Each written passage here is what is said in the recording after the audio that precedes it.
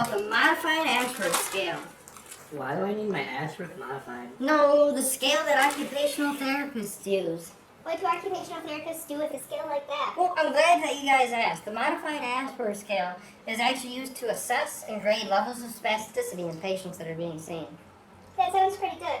Who are the types of people who would have spasticity? Well, this test is actually able to be used on individuals who have had a traumatic brain injury, multiple sclerosis, cerebral palsy, limb loss, spinal injuries, and even during stroke recovery. This test is really simple to use, and you only need the therapist and the client who will be lying down on a bed. This test doesn't cost anything to administer and doesn't require any training to be used. That sounds awesome.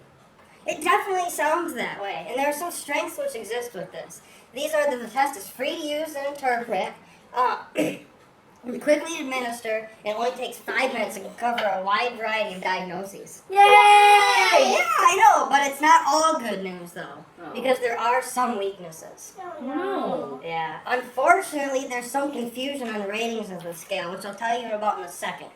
But this test can have some other issues, such as interrelated reliability, because some therapists can be more lenient than others. The scale has 5 different scores, ranging between 1 and 4. Wait a minute, that sounds like Dr. Early Math. Oh, calm down there, bucko. There's more to it, but I'll be back in a minute. That was good. And now, a message from our sponsors. Today's commercial is brought to you by Albanese Gummy Bears. They've been left in a warm car. The best half-melted gummy bears ever. Well, I'm glad to see that you guys didn't just get up and walk off away from me here. I want to tell you that scores of the Modified Ashworth include a 0, which is absolutely no increase in muscle tone at all. 1, which is a slight increase in muscle tone, followed by minimal resistance at the end of the range of motion. 1 plus, which is the same as 1 with range of motion throughout, but the catch is more towards the last half of range of motion. 2 is more marked increase in muscle tone, but the joint can still be moved. 3 is a considerable increase in muscle tone, and passive movement is a little bit more difficult.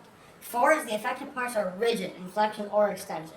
And the 1 plus category is where we have some problems because of how similar it is to number 1. Yeah, That's a lot of information. yeah, it is. Now, let me grab one of our friends and put him through the Make or Bigger machine. Look at him now. He might have gotten a little scraped up, but that's okay. Nice. He's missing an eye. Mm-hmm. So, 0 would be where there's absolutely no problems or catches whatsoever. 1 is a little bit of an increase in muscle tone, but not too bad. More towards the very end. 1 plus, you got a little bit more through the last half of the range of motion. Number 2, there's a big increase in it, but it can still be taken through its whole range of motion. 3 is a really increase in muscle tone, and passive resistance is pretty difficult. And then 4 is it is completely rigid. How reliable is this test? Well, unfortunately, it's found in several different studies not to be very reliable because it's not very clear on the ratings it gives. They should be interpreted with great caution. However, it does cover all domains, such as occupations and client factors, because it covers spasticity.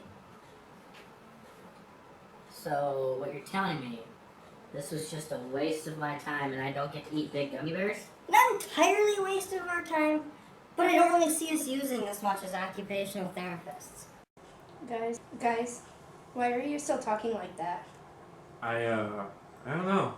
I guess I'm not sure either. I guess that means the commercial's over then. Oh, I'm a gummy bear. Yes, I'm a gummy bear. Oh, I'm a yummy, yummy, funny, lucky gummy bear. I'm a gummy bear. Yes, I'm a gummy bear. Oh, I'm a loving, yummy bear. Good timing.